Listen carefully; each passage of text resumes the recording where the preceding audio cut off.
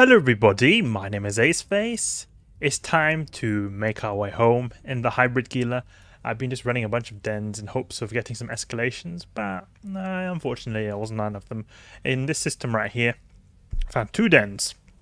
And in the adjacent system I also found 2 dens. There's a pretty interesting name here, Leremblompes.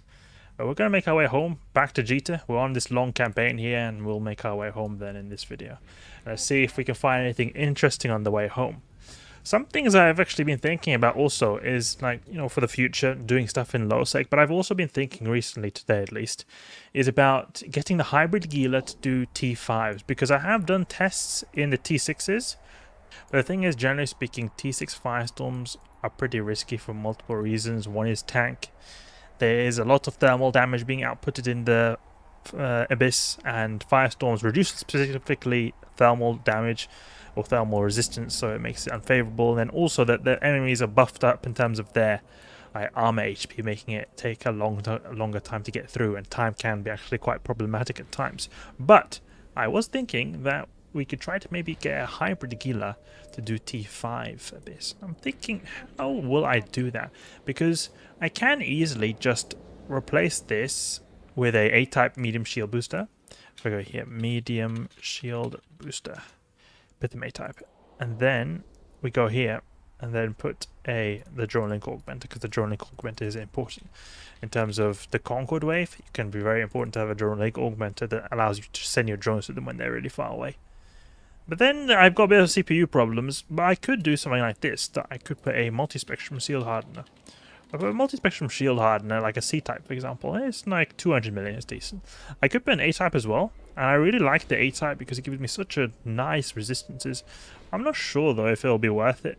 I think that it would be nice to have at least a bling variant of the Multispectrum shield hardener. So let's put a C-type here, and then we put the thermal shield hardener. So let's see, now I had an A-type I believe right now. So Pith X-type, it was 77%. If we put Pith X-type, 78%. And there is no capacitor difference or inherent capacitor difference as well. It just becomes the same with all Pith types, it seems. And then with the Gist ones, it becomes better capacitor usage the lower tier you've got. So if we go with a Pith X-type here, we have a pretty low CPU, but still, I think this would be pretty decent actually. I mean, 1.3 billion is still a lot, but if we use this with Nirvana implants, I think that we will have the ability to do T5s. And I hope that it'll be a pretty smooth experience. And the good thing as well is that it will have more buffer than a traditional active Gila.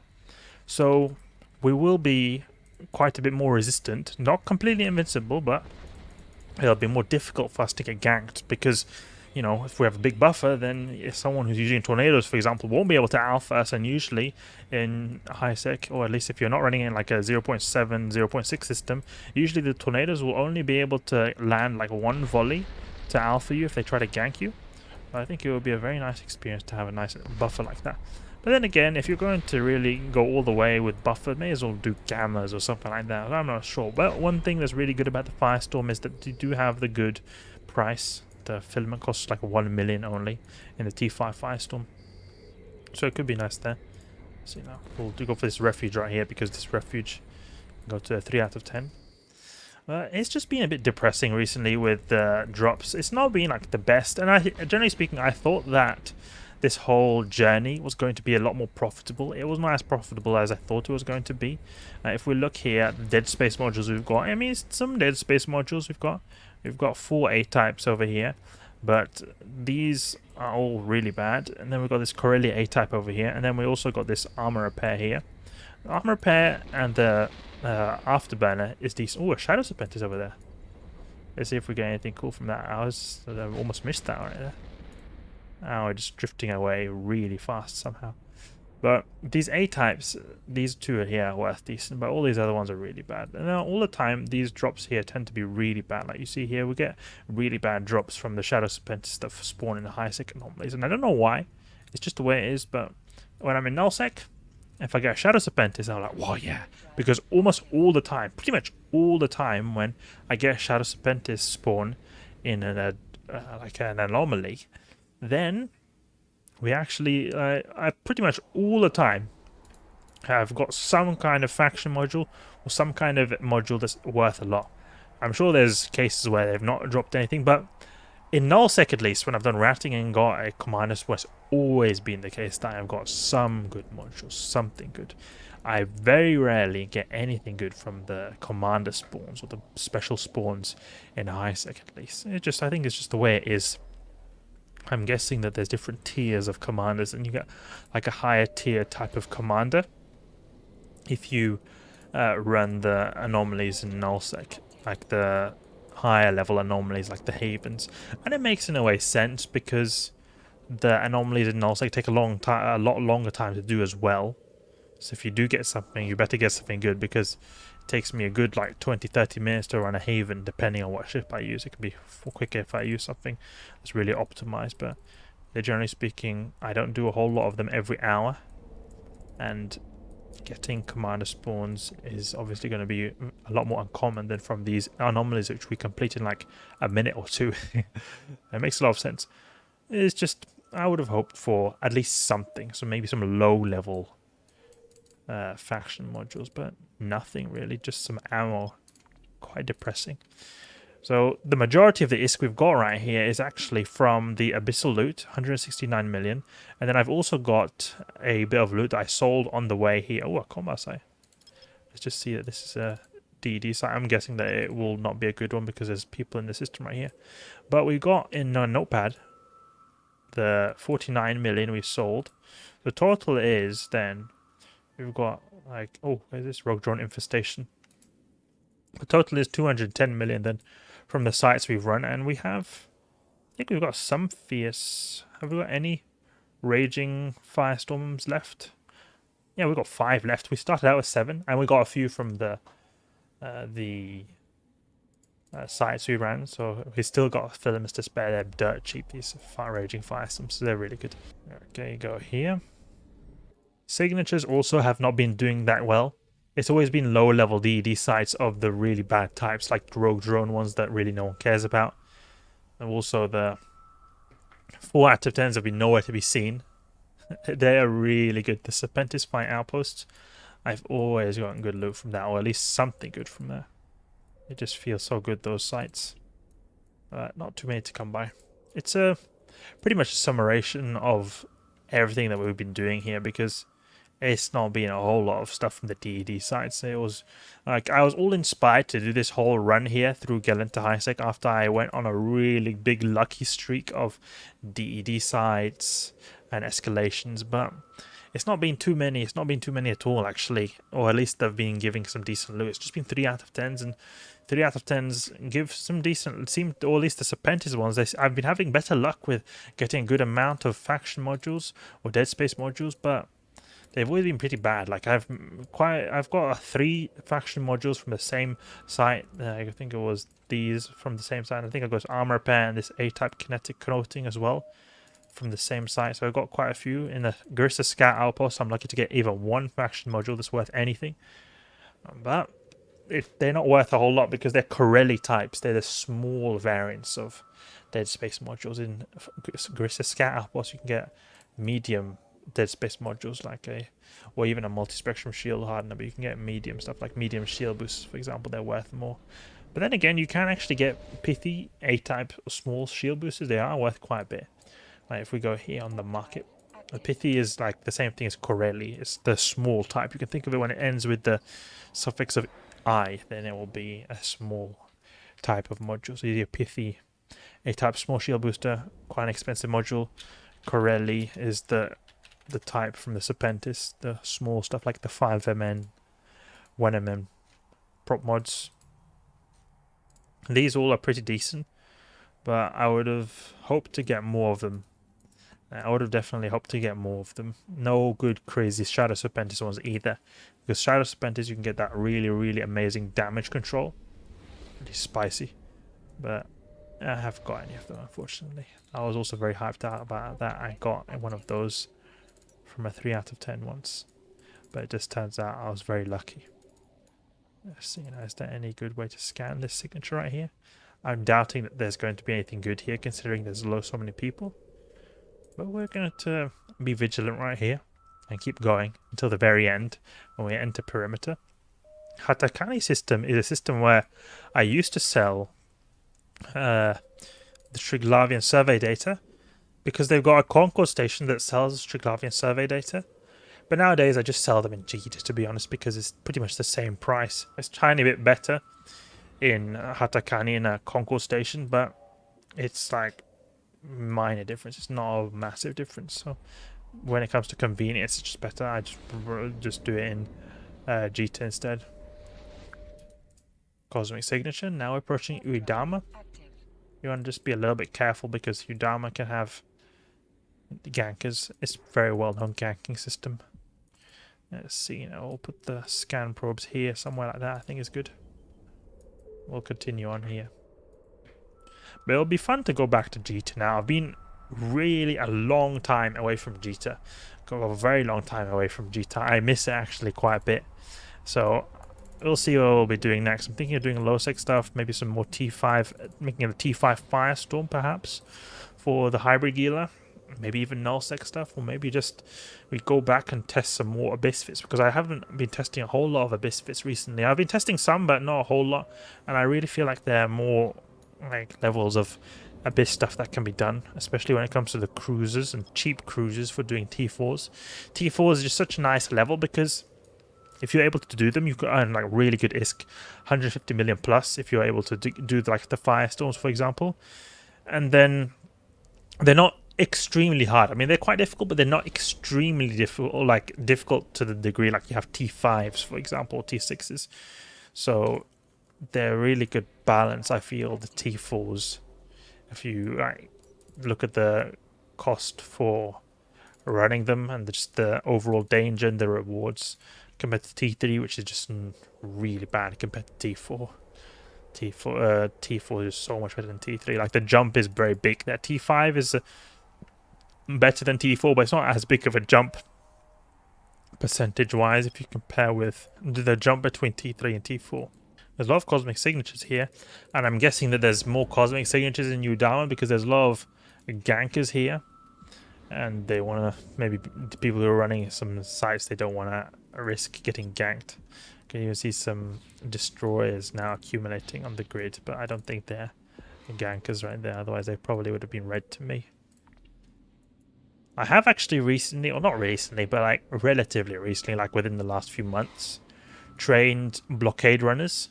And I think it'll also be quite cool to do some trading in like low or null sec with blockade runners. I think that would be really cool. Like I've never really done that, but Crane, for example, I can fly this. And this is made to be a covert ops capable transport ship. So it'll have a pretty easy time getting through gate camps because it's got covert ops capable. The only thing I'm thinking is maybe smart bombs could pop it. But it has some decent EHP without any modules, and probably a lot more when we add some tank to it. Gristed look out really bad. Okay, we'll go continue here. But this would be interesting to be like a sort of smuggler. You know, you go into dangerous areas of space and you trade there. But it is like a decently priced ship, so it's not like nothing if you lose it. But I can imagine if you're able to fit some good stuff in it, and some good profit margins, maybe we trade some faction frigates or something. It might be a good opportunity to trade stuff in low sec or null sec, especially low sec, because null sec, I feel like that would be a little bit difficult due to bubbles, you know, that kind of stuff. But when it comes to, for example, low sec, you won't have bubbles, so you'll be able to get through them. But the thing is I think it's pretty difficult, generally speaking, to earn good ISK when it comes to like doing transports with like these small items, unless you have like a corp. Like I had at one point a corp in, or at least when I lived in nullsec, I was trading items there because there was a big demand for it. But I'm thinking that that is not so optimal for a blockade runner, so we're doing a low sec. And the thing is, if people want to move stuff to low sec, usually it's not so many people there. Usually they'll just do it themselves instead. Combat site level 2, this could be a 4 out of 10. This could be a 4 out of 10 or a vigil or something like that. You know what, let's just run this anyway. Even if it is like a pretty crap site. It's a level 2 combat site. We'll run it anyway. Just for being the last combat site, probably one of the last ones. Chemical yard. Okay, I've never encountered this before. What is a chemical yard? I wonder what a chemical yard is. Seems like a rogue drone one, and you can maybe get some sentient modules from this guy. Drops possibly rogue drone chips. Let's go and run this. Never done a chemical yard before. This is the first time I'm ever doing this. And we'll go with Inferno Fury because I think that rogue drones have low EM and thermal resist. We're going to do this and run this. How far is it away? 2 AU. Is there anyone here? No, no one's running it then. Unless this Enyo is running it, but I don't think so. I mean, it's not going to be any issue at all with combat like capabilities here, tanking. But I think that it'll just take a bit of time to get through all the frigates. But hopefully it'll get some good sentient modules, because you can get some sentient modules from the Commander Destroyer here. And it seems like it always spawns. I've never actually seen a chemical yard, so it must be pretty good. It must mean a lot of people run them. I've never seen one of these before. I've seen a haunted yard, but I've never seen a chemical yard before. Okay, we'll take these. Now, what's the resistance profile here?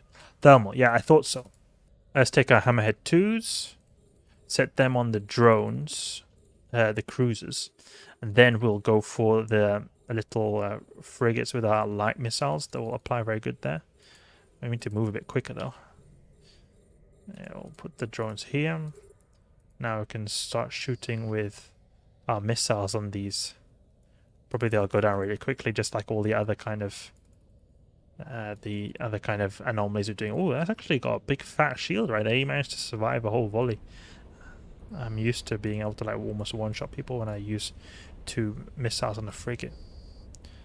I guess these rogue drones are pretty tough.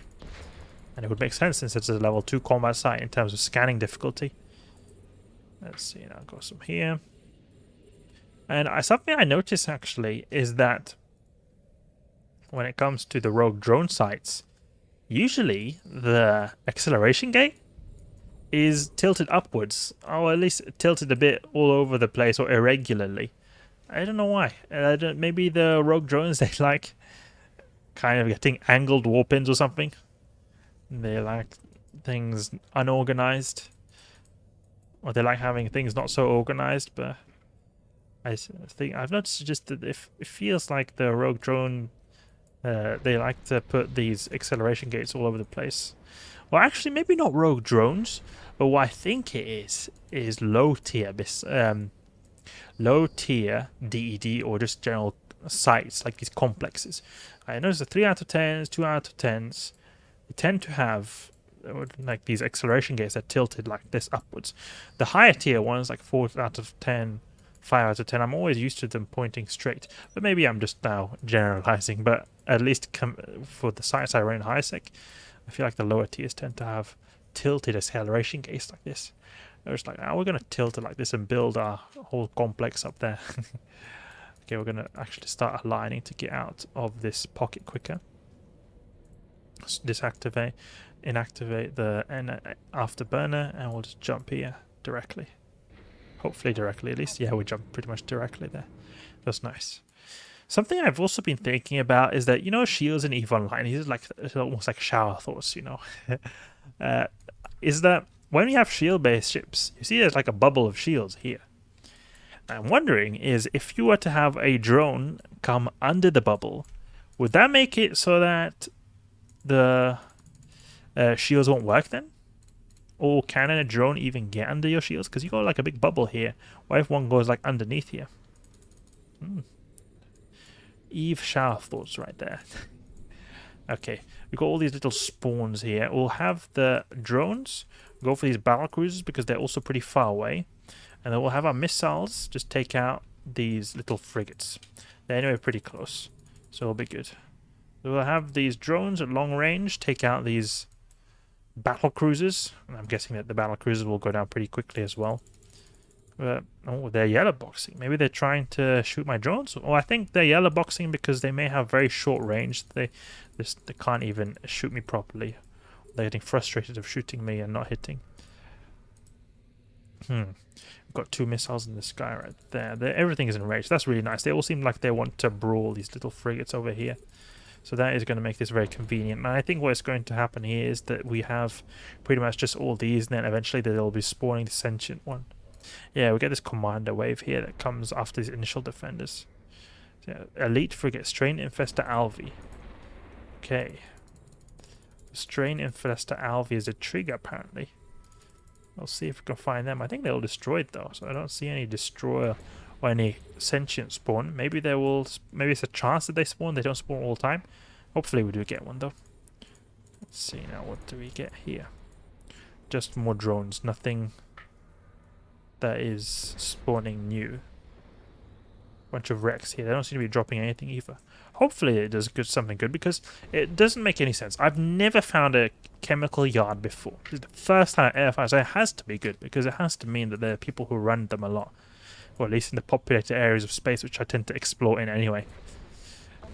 Okay, drones making quick work of them while I'm not even telling them to do anything because of their auto-aggression. That's very helpful. Ooh, look at the sentient over here. Let's go for this guy. Sentient Alveor. Let's go and see what we can get from him. Ooh. Sentient Shredder Alveor. 100k ISK bounty on a destroyer. It's pretty high. You see here, frigates 4k. Like hardly anything. Usually destroyers a little bit more than frigates, but still. You got popped there like as if it was nothing. Please give the sentient modules.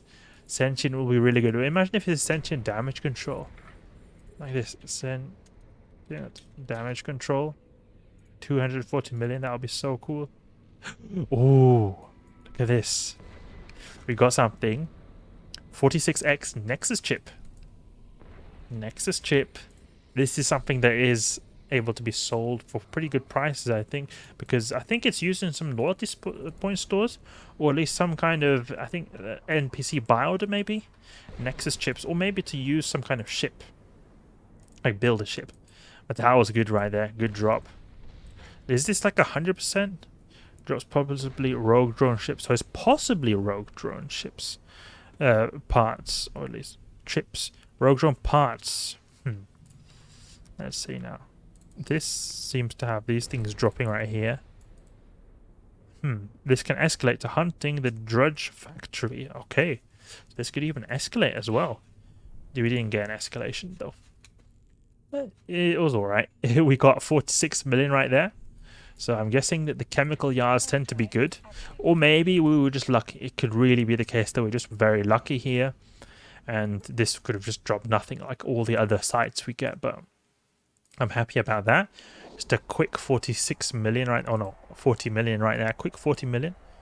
Pretty decent right there, pretty decent.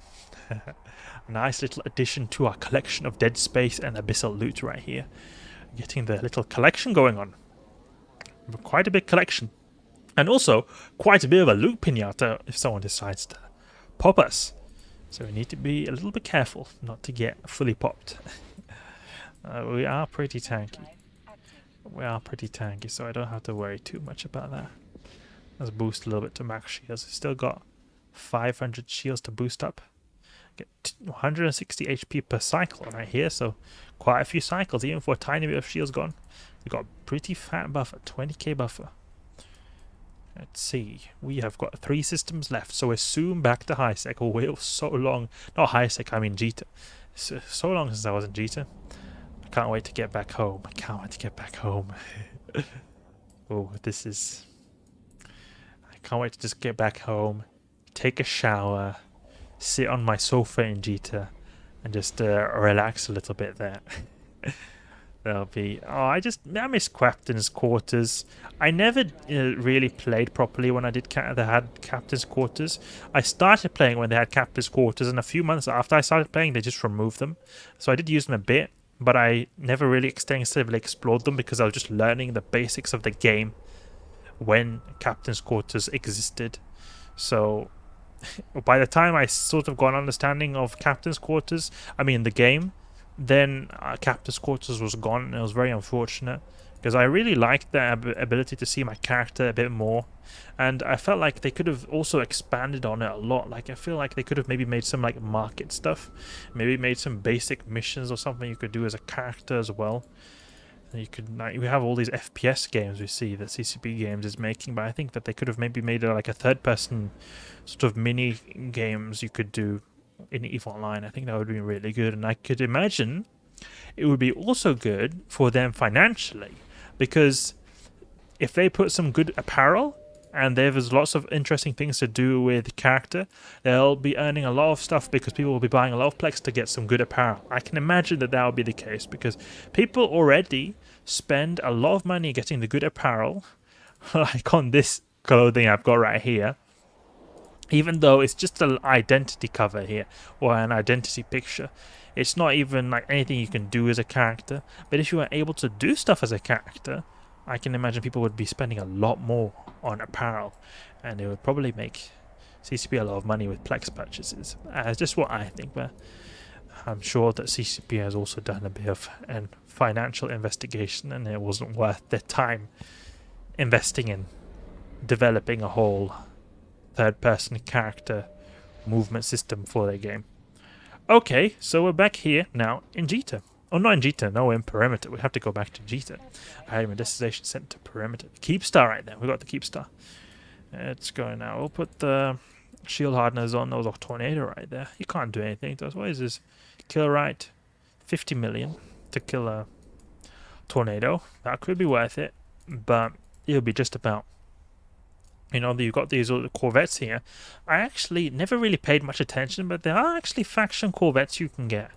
But they're very expensive. I'm curious how they were actually possible to get, because they seem to be very pricey, as if they dropped from some kind of special event or something. I've not seen... I don't know what kind of event, but they still exist for like $1 billion for a single Corvette right here. They are very beefy Corvettes compared to the typical Corvettes you got. Well, they are very expensive. This is quite cool, a Sancho frigate or Sancho Corvette. See this in the Abyss sometimes. It is a pretty cool little ship right here. Looks like a proper fighter of some sort. 100 meters long. That's pretty big actually for a Corvette. This is bigger than quite a few frigates actually. But I'm guessing that it's just in general not as heavy armed or heavily armed. The Violator is the Serpentis one, and it can get some pretty mean DPS if you put some light neutron blasters on this thing right here. Put some Void here, 166 DPS with the light neutron blaster 2s. Because Serpentis, generally speaking, have a pretty fat DPS pool they get with blasters at close range. But there we go, now we're home. Now we're home, sweet home. Time to get my character into the shower or jacuzzi or whatever they have here in Jita. Probably the place where my character lives here in Jita is pretty fancy, considering that we've got this whole docking bay dedicated to ourselves. Okay, so we'll see what the total loot haul is from this. So if we highlight everything here, take the drone link, walk back to 269 million. We add the 49 million, which will give us 318 million, I believe. 318 million. Majority was from Abyssal loot. So I would have hoped more from the exploration side of things, but it is just the way it is. Abyss is always a bit more consistent than exploration, where you've got a bit of an RNG fest going on. So we're going to sell this stuff right here, and I'll sell my desk space loot as well. So I hope you guys enjoyed this video, and hope you guys follow through on this whole campaign here. I know it was quite long, and perhaps a little bit of disappointments when not finding the DED stuff, but I think it's just important to at least get an idea of what is possible in these DED sites. And I feel like depending on your luck, you can also sometimes get really good stuff as well. So it's not always going to be like I had it right here. It can definitely be a lot better. At least it has been before for me. If you guys enjoyed the video, please leave a like and subscribe. I'll catch you guys later.